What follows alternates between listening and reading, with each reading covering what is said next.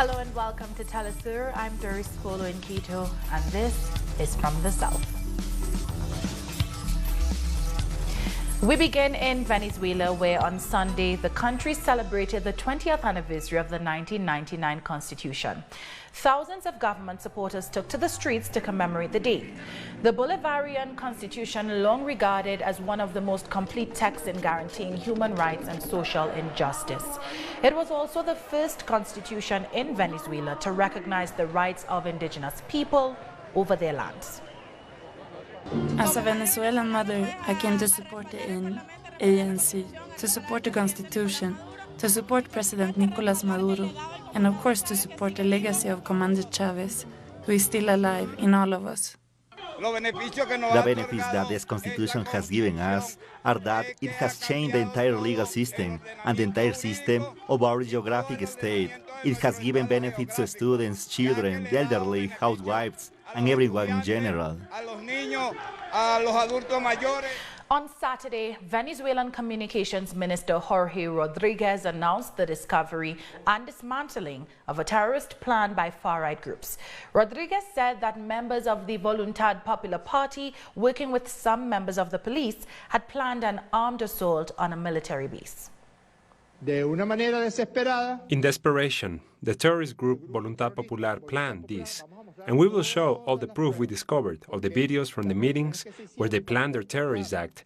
Thankfully, we have detained some of the people behind the plan, but we're still looking for the others. Their plan for Sunday, along with members of the state police from Sucre state, was to take over 2 military bases using firearms provided by 2 substitute lawmakers from the Voluntad Popular terrorist group. They wanted to assault the Mariscal Sucre military base and the local command center of the Bolivarian National Guard No. 53 in Cumaná, both in Sucre state. What was their goal? To cause a bloodbath, to kill members of the armed forces and the National Guard, to destabilize our nation, to have the images of the bloodbath so that the global media could use it against us. The communications minister also showed video from one of the meetings where lawmaker Fernando Orozco, known as Oro Negro, meets with 2 members of the Sucre State Police to plan the attack. I spoke to my partner and I told him we are organizing the takeover of the base. So, like the gentleman was saying, what we need is weapons in order to take the base. We have people ready and who are loyal, who will not be bought. I believe in their word. It's good to analyze that. I was talking about it with Oro Negro earlier. We are more concerned about the internal factor, because anyone on the outside, they can betray us. But we need to be able to trust those inside, so that we can work on the effectiveness of our plan. That's clear, and well, like the representative said, it's somewhat complex, but we thought that maybe after we take the base and the command center, as they are both by the shore and they have their armored trucks in there, we could use trucks and buses to block their path and keep them inside. We also thought that after taking the base, since we know where all the weapons are, that we could take them to the garrison, but it was to be all at the same time, so that they can't raise an alarm. In other news, the deposed president of Bolivia, Evo Morales, has made his first public appearance in Argentina after being granted refugee status. Morales gave a speech to his supporters in Buenos Aires, saying that he hopes to be back in Bolivia soon and thanking the new government of Argentina for their help. Morales arrived last Thursday to the country following the inauguration of President Alberto Fernandez. The 17th Summit of the Bolivarian Alliance for the Peoples of Our America People's Trade Treaty was held in Cuba on Saturday. Here, progressive leaders from Latin America and the Caribbean reaffirmed their commitment to integration, solidarity, justice, and cooperation. Cuba once again became the capital of regional integration, with a call for dialogue to continue making Latin America and the Caribbean a region of peace. We need to promote the ALBA-TCP as a platform for political coordination in defense of independence, peace, and integration, stemming from solidarity and cooperation. Latin American Caribbean leaders ratified the final declaration of the summit, rejecting unilateral measures used by the United States to attack Cuba, Venezuela, Nicaragua, and other nations.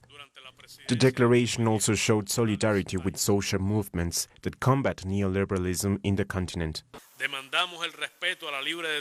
We demand respect for the self-determination of our people, for our sovereignty and our territorial integrity.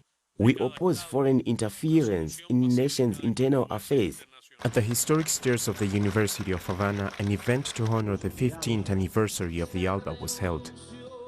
Participants reaffirmed their commitment to solidarity and cooperation, principles established 15 years ago as an alternative to hegemony and capitalist interests that threaten the people of Latin America and the Caribbean. They want to convince us that capitalism will last forever. As such, they want social inequality, misery, and exclusion to be eternal as well. Time is history, and ours comes from Bolivar, San Martin, Martí, Che, Fidel, Chavez, and Sandino. It comes from our fight against slavery, against colonialism, against invasions, against the illegal economic blockade by the genocidal empire.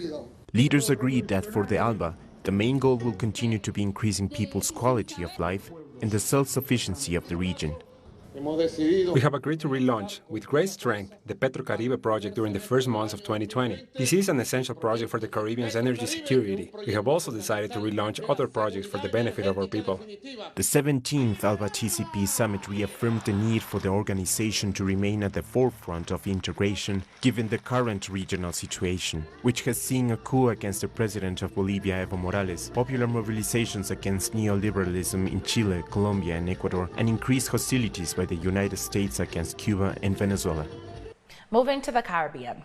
Despite a clear election victory for Dominica's Prime Minister Roosevelt Scarrett, the opposition maintains it will not accept the results. At a so-called thank you meeting, the United Workers' Party leader Lennox Linton made some scathing and unsubstantiated allegations as he pledged to take his concerns to the International Criminal Court of Justice. Those troops were involved in a very ugly crime against humanity, perpetrated right here in Salisbury, when they came in the early hours of the morning and attacked a sleeping village with tear gas and live rounds of ammunition. It has never happened anywhere else in the world that people who are not assembled anywhere, where there is no evidence of any riot, where people are sleeping in their beds, that law enforcement personnel can attack them in their beds with tear gas. I have never heard it happen anywhere else in the world. That is why this matter has to reach the International Criminal Court of Justice in The Hague. We want justice for the people of Salisbury and the people of the Commonwealth of Dominica. 5 days of heavy rainfall wreaked havoc across parts of central and south Trinidad. The inclement weather started earlier last week, but on Saturday saw mostly sunny and breezy conditions. The waters are slowly starting to subside, however, an orange-level riverine flood alert remains in effect. Some families had to be rescued by boat or were forced to wade through waters. Cleanup and relief operations have since commenced. And back out again. Jamaica's dengue crisis has increased by 174% when compared to last year. So far in 2019, there has been more than 6,000 reported cases and close to 100 deaths. The Ministry of Health is embarking on a public education campaign starting next month as part of its pilot for the sterilized insect technique. But the Agriculture Minister says citizens must also take responsibility and clean up their surroundings.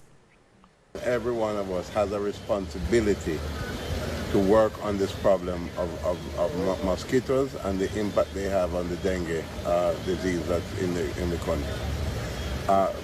We have a personal responsibility to clean up our backyards and front yards and surrounding areas around our home. Too many of us are bad practices, bad cultural practices, And that is what leads to the predominance of mosquito breeding sites, and that leads to the outbreak and the sustenance of the dengue disease. Everyone has a responsibility. It's not just government, it's not just the Ministry of Health, it's not just the Solid Waste Management Authority. People must take personal responsibility for cleanliness and getting rid of the mosquitoes. Thank you very much. The report from the UNHCR about human rights violations in Chile since massive anti-government protests started is damning. According to the text, violations have been grave and abundant. Despite a damning report on the human rights violations, the special police in Chile has not ceased with this attitude towards repression. The National Institute of Human Rights agrees with the report from the UN High Commissioner in establishing that human rights have been severely violated. We also agree with the recommendations they have made, and we ask the government to implement those measures immediately. But the demands have fallen on deaf ears. Victims who have lost an eye to police brutality marched to the presidential palace, where a number of artists acted in a performance written by poet Raúl Zurita. Raúl hadn't been writing in a long time, but this motivated him. He wrote this text specifically for the victims who lost an eye, a beautiful, powerful text that we will perform now. 352 Chileans have lost an eye to police brutality during the protests, a massacre that the award-winning writer turned into poetry. Thank you. Thank you very much. They proposed. I write this, and I did. So, thanks. The most important thing is for history not to repeat itself. In 2019, we are talking about eye losses, about rape and torture. This forces us to look back in time, across 40 years, to those we lost during the dictatorship. Each Friday, the victims of the Pinochet dictatorship march around the presidential palace. But this time, 50 years of history, of repression, and of impunity came together. Please, let's go join the march. Let's just go there. But the special police stopped them.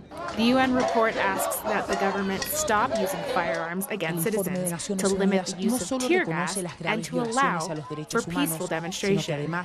Chile must have open streets so that we can all march and express ourselves freely. This kind of aggression hopes to provoke chaos. They do not care about the people who lost an eye. They would shoot at them again. They would repress their march again. This government has completely missed the point. But the Chilean Congress has so far protected the president from his political responsibilities, despite national and international condemnation of his response to citizens' demands.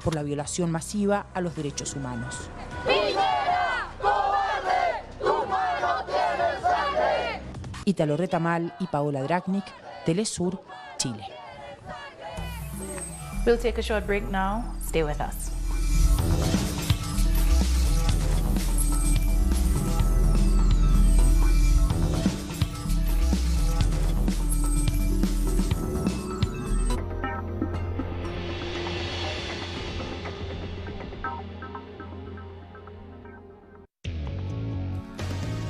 A review of the world news that investigates, incites analysis, and induces criticism, because every event has a context. Pusimos el punto en I. Dotting the I. Saturdays, only on Telesur.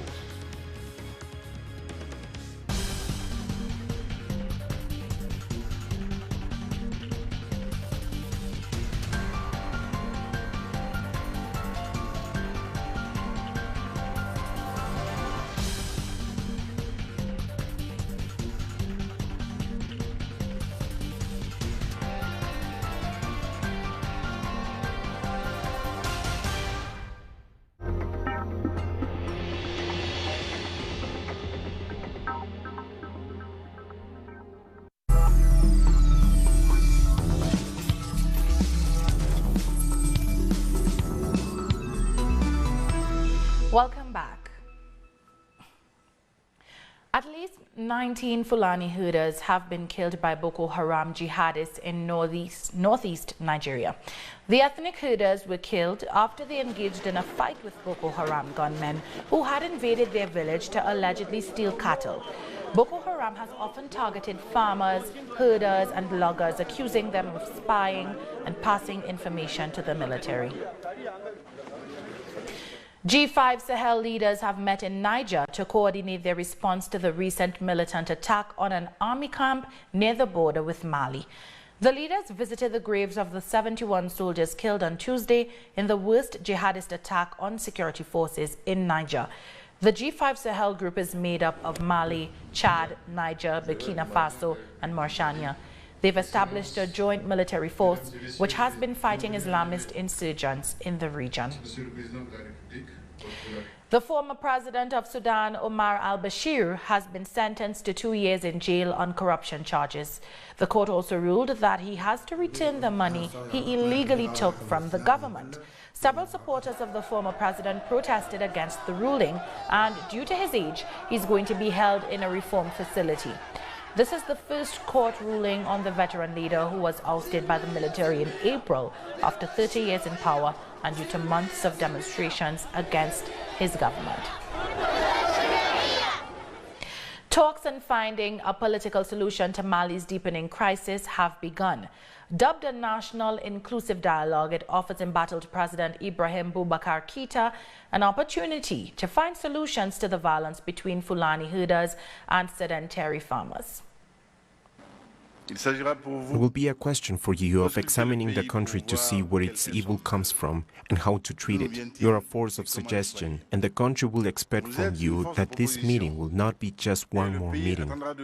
This dialogue will enable the Malian state to emerge from the crisis, from a deep crisis that Mali has been in for quite a long time, and we ask all participants to give it their all and to speak very sincerely about the country's woods, to tell each other the truth and with the greatest respect so that this country can regain peace and for good.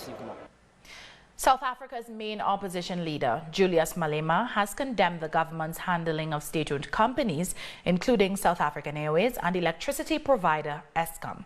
Speaking at the Economic Freedom Fighters Conference in Johannesburg, Malema promised to protect both organizations from privatization. Eskom rationed electricity for a 9th straight day on Friday as it faces US $30.6 billion in debt and the poor maintenance of equipment. The president called a state of emergency as a result.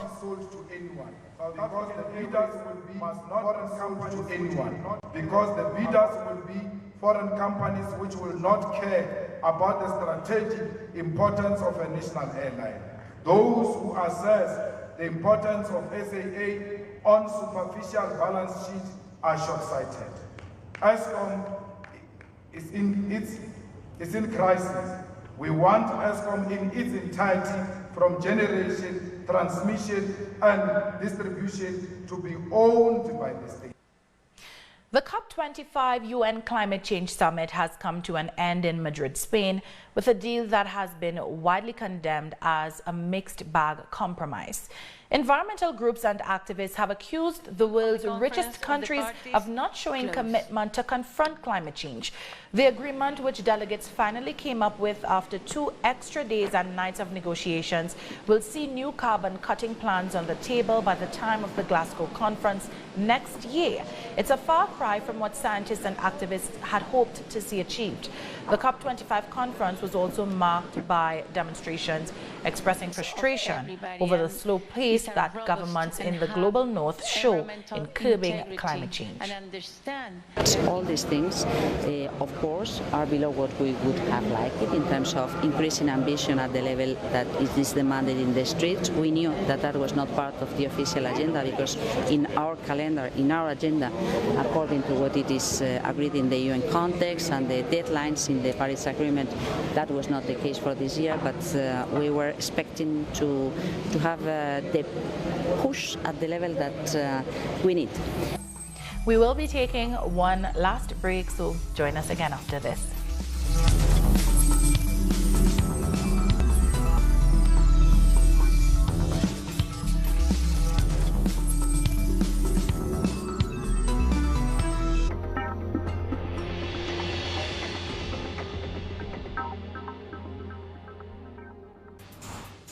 innovation, science, the technological breakthrough, and its influence in society. Viajeros del saber, el futuro está aquí. Afternoon. Monday, only on Telesur.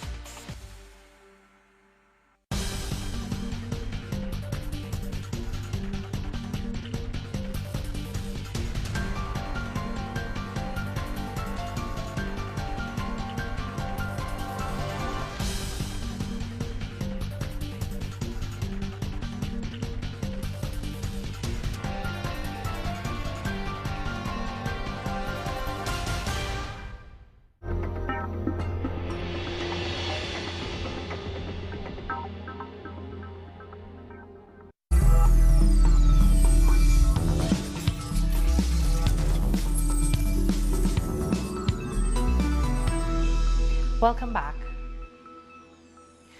The Philippine island of Mindanao has been hit by a 6.8 magnitude earthquake that killed one person. The strong jolt set buildings swaying and sent people rushing from homes and restaurants. Some infrastructures collapsed, trapping an unspecified number of people, with no reports of deaths so far. Authorities have since assured there is no tsunami threat. The bushfire that continues to rage in Australia's Blue Mountains is now spreading from treetop to treetop in Wollemi National Park. Authorities say the flames are exacerbated by heatwave conditions and strong winds. Local media reports note that at least one home has been destroyed. Bushfires have killed at least 4 people across the east coast of Australia since November, burnt about 1 million hectares of farmland and bush, and destroyed more than 400 homes. Indian musicians and artists have joined protests against a controversial citizenship law passed by the government. The artists performed at a playground in India's northeastern city of Guwahati to condemn the new law, as thousands of protesters also joined the event. The new legislation seeks to grant citizenship to religious minority groups, but excludes Muslims. At least 4 people have died so far since the protests began. This is unique because artist protest. This is artist protest. All kind of artists are coming and they are protesting through their artworks, and I think this is a good message for them. They must know that everybody is coming out for these things. Anti-government protesters remain on the streets of Iraq's capital, Baghdad, as they call for the resignation of corrupt politicians and reject the candidates for prime minister. Demonstrators are demanding that the people elect their own representatives. The protest, which began in October, has left several people dead as demonstrators faced violent repression from Iraq's security forces. For the protesters and all Iraqis, the rule is, we will not try what has already been tried. We demand the dismissal of all parliamentarians and corrupt politicians, and we want the government to be formed through the people, honest and free from corrupt parties. And we end with news that 23-year-old Jamaican model Toni Ann Singh has been crowned Miss World 2019 amid support from excited fellow contestant Miss Nigeria. Born in Bath, St. Thomas, Singh bested 110 competitors from around the world at the event in London, England. She said her new platform is about more than beauty, as the charity work done by winners is the biggest part of the competition. Those crowned Miss World have been traveling the globe helping deprived communities with the charity Beauty with a Purpose since it was set up in 1971. Singh is the 4th Jamaican to be crowned Miss World and first since Lisa Hanna took home the title in 1993. Meanwhile, this year's Miss Universe was also a black woman, activist Zozibini Tutsi from South Africa.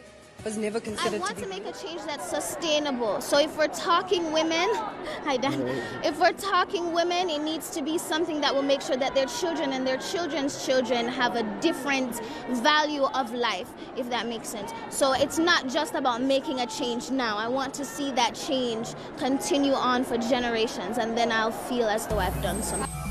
And with that, we've come to the end of this news brief. You can find these and many other stories on our website at telesurenglish.net. And join us on social media, Facebook, Twitter, and Instagram. For Tell Us Our English, I'm Doris Spulo. Thank you for watching.